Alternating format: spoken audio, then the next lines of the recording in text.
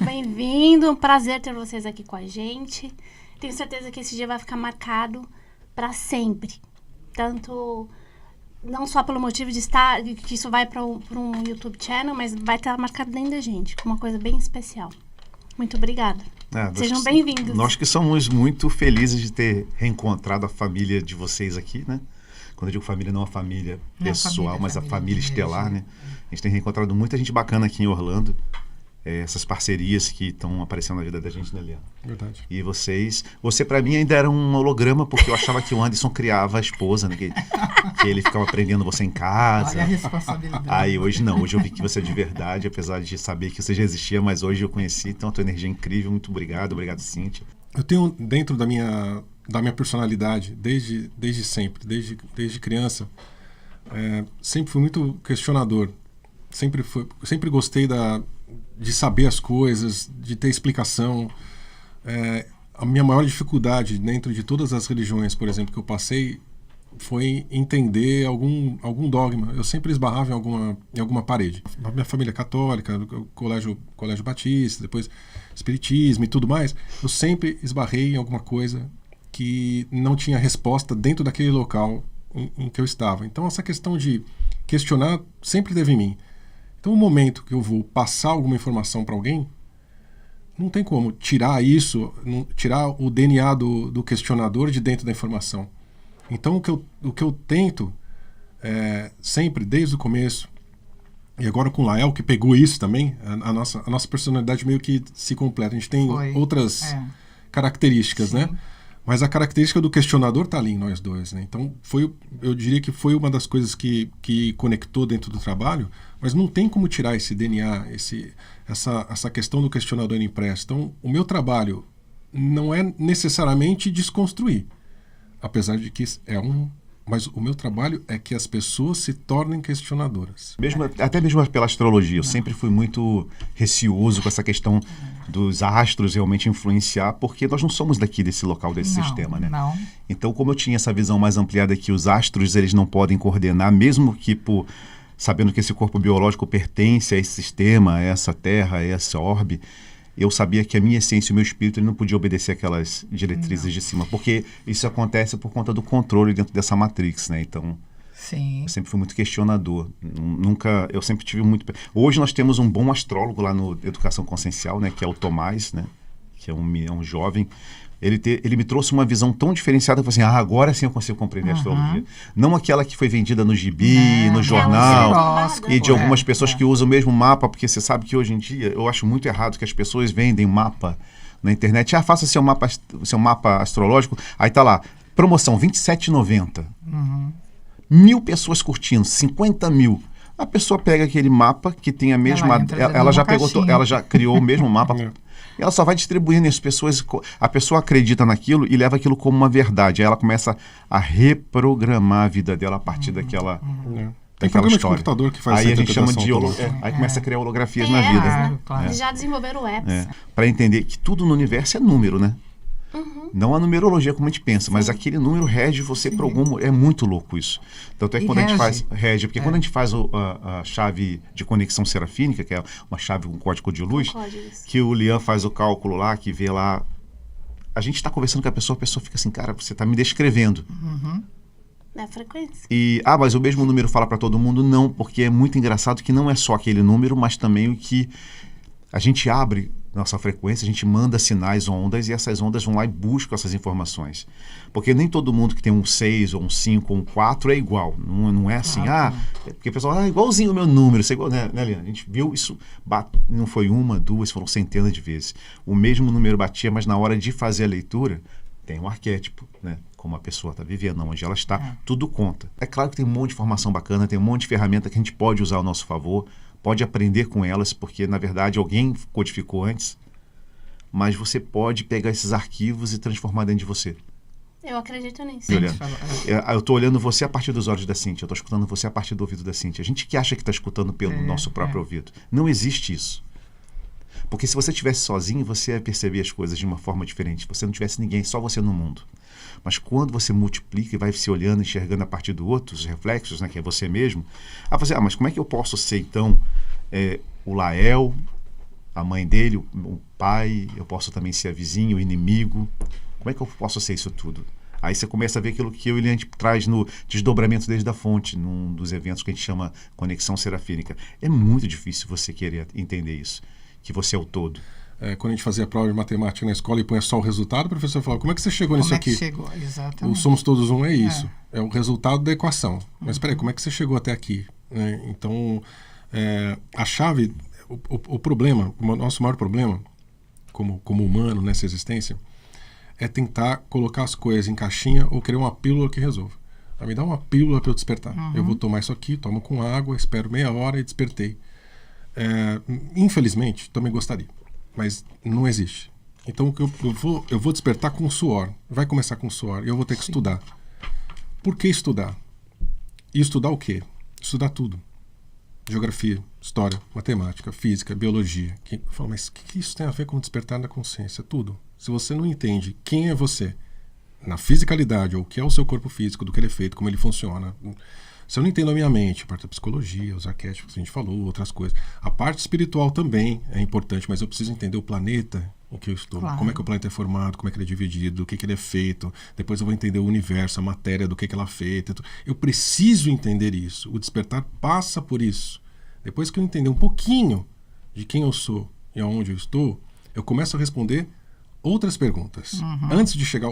Veja, somos todos um. É um negócio muito longe ainda desse começo de busca. E mesmo quando a gente... Estamos todos aqui na experiência humana. E quando a gente para fazer essa reflexão que o Léo fez agora, nesse momento em que ele falou assim, peraí, eu sou você... Nesse momento eu paro para pensar nisso. Aí em alguns outros momentos que a gente, óbvio, faz alguma conexão, alguma coisa, é essa frequência que a gente entra. Mas no nosso dia a dia, tomando banho, conversando aqui, comendo, eu não estou pensando nisso. Pagando conta, eu não estou pensando. Não sou todos um, eu sou você, você é você, eu sou eu. Individualidade. Né? E é nessa busca e entendendo onde estamos e quem somos que a gente vai chegar nessa conclusão de todos somos um. Mas está lá na fonte. Porque mesmo no desdobramento, nós não somos pedacinhos da fonte. Não. Nós somos a fonte. Então, o conceito de fractalização não é pedaço. Não é pedaço. É o menor, é igual inteiro, ao maior. É o inteiro do inteiro. Então, a fonte que tudo é. Então, o microfone é a fonte, a água é a fonte, eu sou a fonte, seu óculos é a fonte, a câmera é a fonte, a luz é a fonte, tudo é a fonte. Tudo é a experienciação da fonte. Aí a gente começa a entender o todos somos um. Então, eu falo, se tudo é a fonte, você é a fonte, eu sou a fonte, então somos um. Aí a gente começa a resolver essa equação. Que a gente diz, a gente sempre está conectado com quem tem a ver com a nossa energia. Sim. Então, se você olha para o lado e fala assim, gente, eu só conheço gente que me sacaneia. Então, é melhor você olhar a sua frequência, que tem alguma coisa ali. Olha pro espelho. Que, né? Então, mas eu só arrumo um namorado que faz isso ou aquilo. Eu só tenho pessoas à minha volta que... Então, é melhor você olhar, porque a gente está sempre conectado com a mesma frequência. Sempre há ressonância. No despertar, conforme a gente vai se aproximando de pessoas que também estão no caminho do despertar, da mesma forma que quando o ladrão encontra ladrão, o traficante com traficante, o médico com médico, cada um está potencializando a sua frequência. Quando se junta, há uma ressonância e esse bloco fica mais forte. Então, dentro do despertar é igual. E aí, para isso que eu estou falando agora, não interessa muito se é da mesma rede, se é fractal, só que a gente entra em outra seara. Mas se estamos todos com o mesmo objetivo e a gente se junta, todos ficam mais fortes. Isso é fundamental para despertar? Isso não é fundamental, mas ajuda muito. Fica mais fácil. O caminho é pessoal, a gente fala, né? O caminho é pessoal, é intransferível. Mas não quer dizer que a gente tem que fazer sozinho. Vamos fazer junto. O sistema também tem as suas armadilhas para que isso não aconteça. Então, toda vez que há junção de pessoas com o mesmo objetivo, há uma sementinha da discórdia. Mas pode esperar. Pode esperar. Juntou. Jesus disse que juntou dois ou mais, eu estou lá no meio. Ok, mas eu diria que juntou dois ou mais, a discórdia também está. Se está Jesus, tem o outro também. Porque é impressionante. Nós temos exemplos inúmeros dentro do nosso trabalho, fora do nosso trabalho, onde quiser. Juntou mais de 2 pessoas, vai ter alguma coisa. E quem está no caminho do despertar tem que tomar um cuidado enorme para não... a gente fala das casquinhas de banana, né?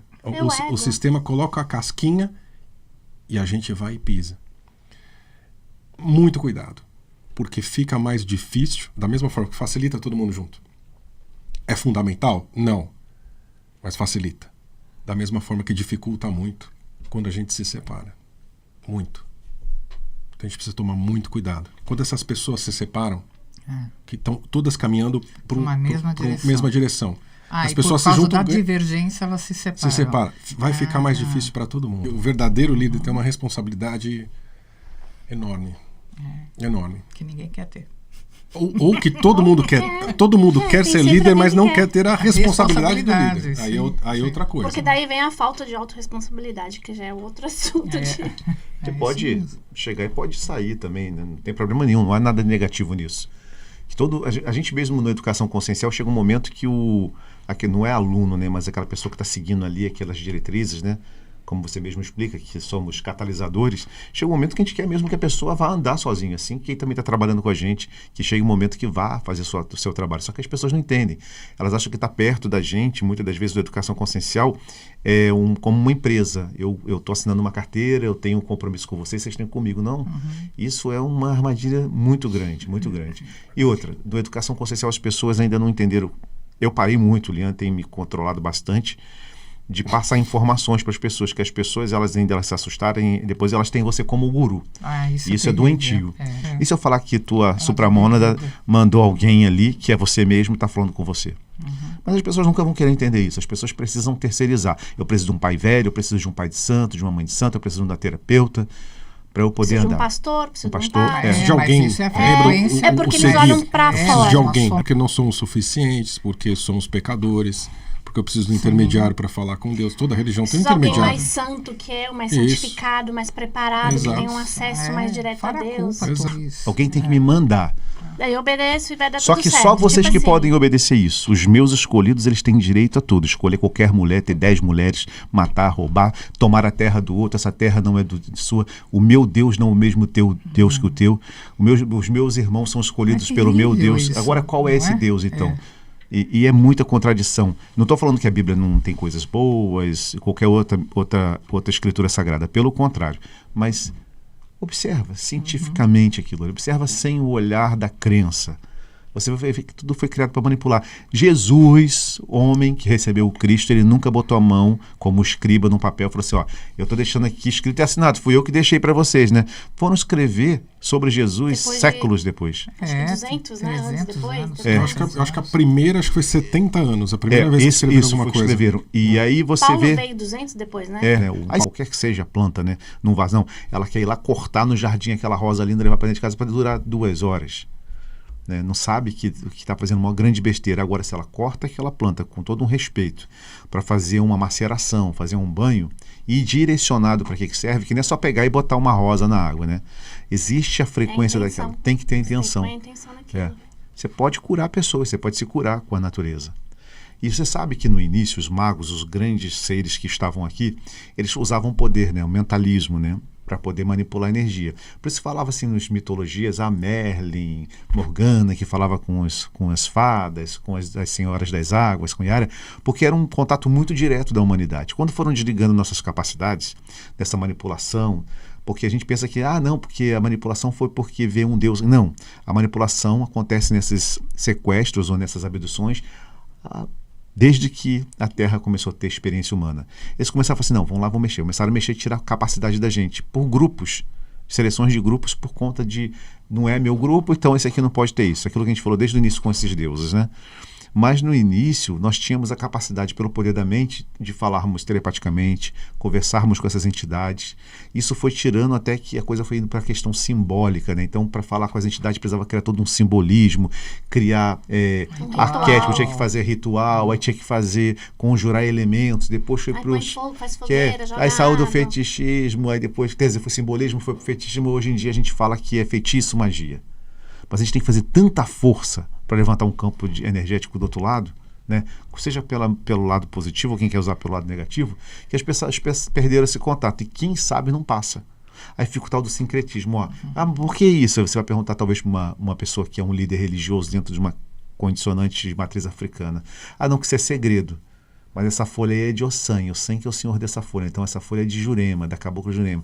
Mas por que é da Jurema? Por que tem que ser... Ninguém quer falar. Ninguém fala. Por quê? É a forma de controlar pela religião. Porque nós tínhamos esse contato direto com a natureza. Imagina, aquele elemental falava com a pessoa.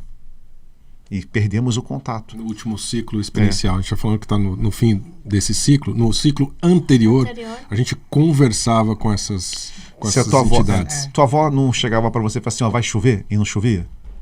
Ou então teu bisavô fala assim, nossa, essa época é boa para plantar batata doce, ou então inhame, lá no Brasil assim, ou plantar o milho. Não planta soja não, porque vai melar tudo por causa do inverno. Isso era conhecimento científico ou é porque eles já adquiriram isso por oralidade, por cultura? Isso era o que nós tínhamos esse conhecimento e que foi tirado da gente. E a gente está tentando resgatar isso com a semente da vida, né? Imagina, minha avó falava assim, tá sentindo um cheiro de terra, vai chover. Não dava 20 minutos, vinha aquela tempestade. Ela fazia uma chuva de verão, ou então ela chamava casamento de viúva, chuva, sol e chuva. E era exatamente. E eu sou tataraneto, né, bisneto de índio, né? Eu sou bisneta de Ela índio. foi pega no laço com 12 para 13 anos, foi obrigada a casar com um português, né?